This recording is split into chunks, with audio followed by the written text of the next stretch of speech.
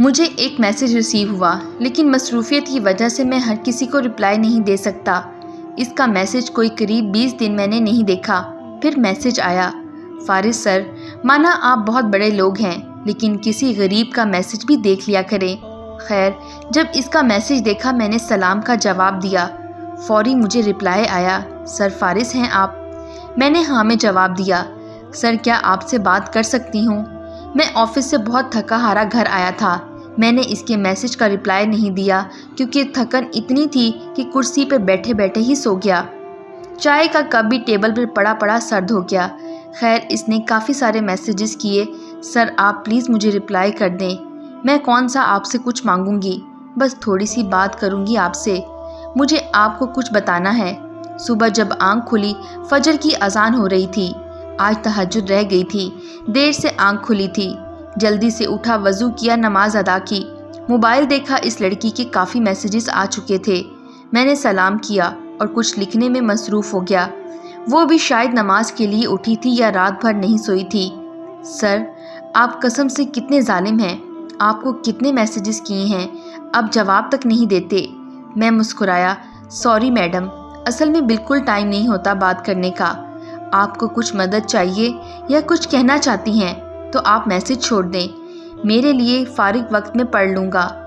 میں نے اوکے کا میسیج کیا۔ میں وقت کی کمی کی وجہ سے اگنور کر دیا۔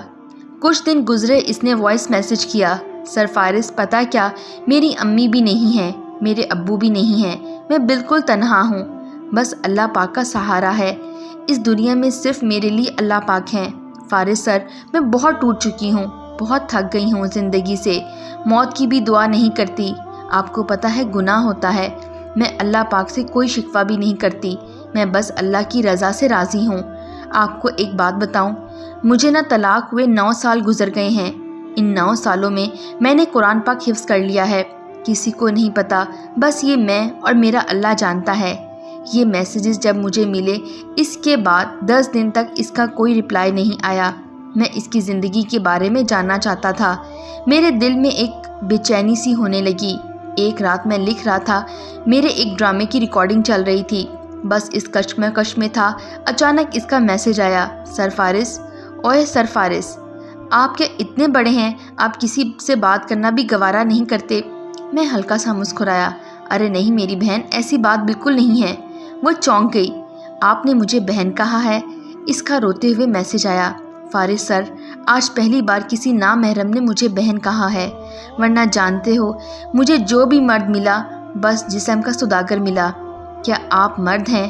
میں نے مسکراتے ہوئے کہا، اور جواب میں خوشی ہوئی، فارس سر، ایک وہ بھی مرد تھا جس سے میری شادی ہوئی تھی۔ میں نے سوال کیا، آپ کو طلاق کیوں دی اس نے؟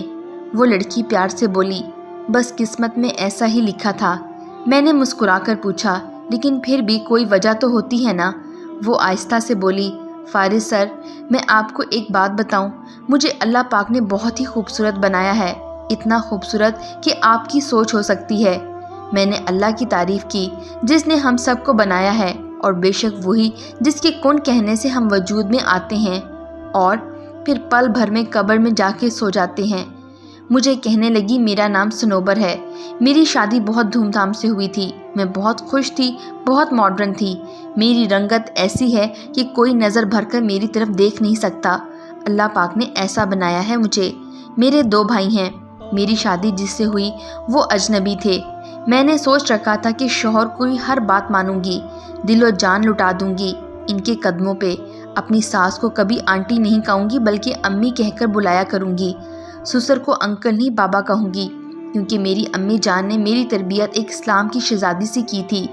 فارس سر، جب شادی ہو گئی، میں ودا ہوئی، امی کا آنچل چھوٹ گیا، بابا تو میرے بچپن میں ہی دنیا سے چلے گئے تھے، زندگی اپنی منزل کی طرف رواں تھی کہ ایک دن فون آیا اور مجھے بتایا گیا میری امی فوت ہو چکی ہیں۔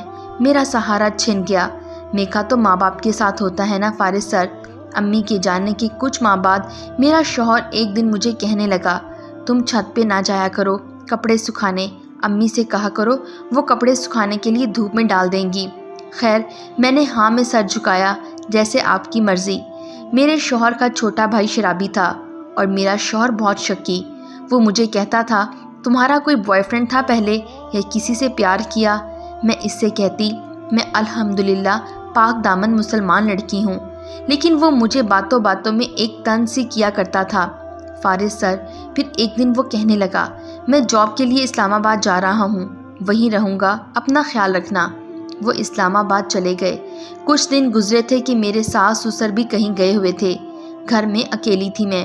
میرا دیور شراب کے نشے میں اپنے دوستوں کے ساتھ گھر آیا، میرے ساتھ زبردستی کرنے لگے وہ لوگ۔ میں نے بہت شور مچایا، محلے والے اکٹھے ہو گئے۔ میرے دیور کو محلے والوں نے پکڑا کر پولیس کے حوالے کر دیا۔ جب ساس سسر آئے، ان کو پتہ چلا، مجھے برا بھلا کہنے لگے، میرے بیٹے کو بدنام کیا ہے تم نے، مجھے گالیاں دینے لگے۔ شوہر کو پتہ چلا، وہ بھی گھر آ گیا۔ اس نے میری ایک نہ سنی، قصوروار مجھے ہی کہا۔ مجھے کہنے لگا تم ہو ہی اسی ٹائپ کی گندی عورت۔ میں اپنے شوہر سے روتے ہوئے بولی آپ اپنے بھائی کو کیوں نہیں کچھ کہتے؟ میرے شوہر نے مجھے گالی دی اور بولا تم نے ہمیں کسی کو منہ دکھانے کے قابل نہیں چھوڑا۔ مجھے کہنے لگے پولیس کے سامنے بیان دو کہ میری بھی رضامندی تھی۔ میرا کلیجہ پھٹ گیا، میں رونے لگی۔ بھائی کو فون کیا، سب کچھ بتایا۔ بھائی لوگ جب آئے تو فیصلہ یہ ہوا کہ میں گناہ تسلیم کروں یا طلاق ہوگی۔ میں کیا کرتی؟ پھر میں نے آسمان کی طرف دیکھا اور کہا اگر ہم سفر ہی عزت کا دشمن بن جائے تو لعنت ہے ایسے رشتے پہ۔ طلاق ہو گئی، میں گھر آ گئی۔ بس پھر زندگی یوں ہی گزرنے لگی۔ کافی رشتے آئے لیکن میں انکار کرتی رہی۔ بھائی بھابھی بہت اچھے تھے، میرا بہت خیال رکھتے تھے، یوں کہیں مجھے شہزادی بنا کے رکھا تھا انہوں نے۔ میں نے اس کی زندگی کے بارے جب سنا تو کافی اداس ہوا، پھر اسے تسلی دینے لگا۔ اس نے مجھے اپنی تصویر بھی بھیجی، کہنے لگی فارس سر یہ میں ہوں، یقین کریں وہ بہت خوبصورت تھی۔ عید قریب آ رہی تھی، کہنے لگی فارس سر مجھے عید کی شاپنگ ہی کروا دیں۔ میں مسکرایا، میں کیوں کرواؤں، اپنے بھائی سے کہو وہ کروا دیں۔ اس بات پہ وہ خاموش ہو گئی۔ کافی دن پھر اس سے بات نہ ہوئی۔ عید کا دن تھا، مجھے میسج کیا عید مبارک فارس سر۔ میں نے بھی عید وش کی۔ میں دوست کے پاس بیٹھا ہوا تھا، دعوت تھی، طرح طرح کے کھانے تھے۔ میں نے اس کو ایک تصویر بھیجی، وہ دیکھ کر بولی فارس سر آپ کی زندگی کتنی پرسکون ہے نا۔ میں نے پوچھا وہ کیسے؟ مسکراتے ہوئے کہنے لگی میں نے عید پہ کوئی شاپنگ بھی نہیں کی۔ میں مذاق میں بولا اب کنجوس جو ہیں؟ کہنے لگی نہیں ایسی بھی بات نہیں ہے، بس کیا بتاؤں آپ کو۔ میں نے پوچھا بتاؤ نا۔ کہنے لگی بھائی بھابھی ان کے بچے سب گئے ہوئے ہیں گھومنے پھرنے۔ میں نے پوچھا تو آپ نہیں گئیں؟ اس کا لہجہ بے بس سا تھا۔ مجھے کون پوچھتا ہے بھلا؟ میں نے کہا لیکن بھائی بھابھی بہت پیار کرتے ہیں نا آپ سے۔ مسکرانے لگی بس رشتوں کا بھرم رکھ لیتی ہوں میں تو عید والے دن نئے کپڑے بھی نہیں پہنتی، مجھے کوئی پوچھتا بھی نہیں، اس لیے آپ کو کہا تھا آپ شاپنگ کروا دیں۔ آپ بھی کنجوس بھائی ہیں میرے۔ میں بہت پریشان ہوا۔ اچھا میں کروا دوں گا شاپنگ۔ کہنے لگی جب ہم اسکول پڑھتے تھے نا، عید والے دن اپنی سہیلیوں کے گھر جاتے تھے، بہت مزہ آتا تھا۔ گھر میں امی مزے مزے کے کھانے بناتی تھیں، مجھے نیلی پیلی چوڑیاں بہت اچھی لگتی تھیں۔ پتہ ہے فارس سر میں نے آج صبح سے کچھ نہیں کھایا۔ میں نے پوچھا کیوں؟ کہنے لگی دل میں بہت درد ہو رہا ہے اور گھر میں کچھ ہے بھی نہیں۔ بھابھی اپنے میکے چلی گئی کل رات کی، میں بالکل اکیلی ہوں۔ بڑی بہن شام کو آئے گی، شاید مجھے ملنے۔ میں نے پوچھا دل میں کیوں درد ہو رہا ہے؟ کہنے لگی فارس سر میرے دل میں سوراخ ہے، آپریشن کروانا ہے میں نے اگلے مہینے۔ اگلے مہینے؟ میں چپ ہو گیا۔ دوسرے دن میسج آیا میں آپی کے گھر آئی ہوئی ہوں، میری بھانجی مجھ سے بہت پیار کرتی ہے، میری بھانجی بھی ہے اور میری دوست بھی۔ اچھا فارس کنجوس بھائی مجھے چوڑیاں لے کر بھیجنا، اچھا اور ایک سفید رنگ کی فراک بھی۔ میں نے وعدہ کیا ضرور بھیجوں گا۔ وقت گزرتا گیا، وہ میرے ساتھ 4 مہینے بات کرتی رہی۔ ایک دن کہنے لگی اللہ آپ سے بہت خوش ہوگا۔ میں نے پوچھا کیسے؟ مجھے کہنے لگی آپ کا اخلاق بہت اچھا ہے، مسلمان کی پہچان اچھا اخلاق بھی ہے، ایک مسلمان کی پہچان ہی اخلاق سے ہے، اگر اخلاق نہیں تو مسلمان نہیں۔ یہ ہو ہی نہیں سکتا کہ ایک مسلمان ایمان کا تو دعویٰ کرے مگر اخلاقیات سے عاری ہو۔ قرآن مجید میں اللہ عز و جل نے ہمیں فرمایا، نصیحت کرتے ہوئے ارشاد فرمایا بے شک تمہارے لیے اخلاق کے اعلیٰ معارج کی تکمیل کرنے کے لیے رسول اللہ صلی اللہ علیہ وآلہ وسلم کی پیروی کرنے میں بہترین نمونہ ہے۔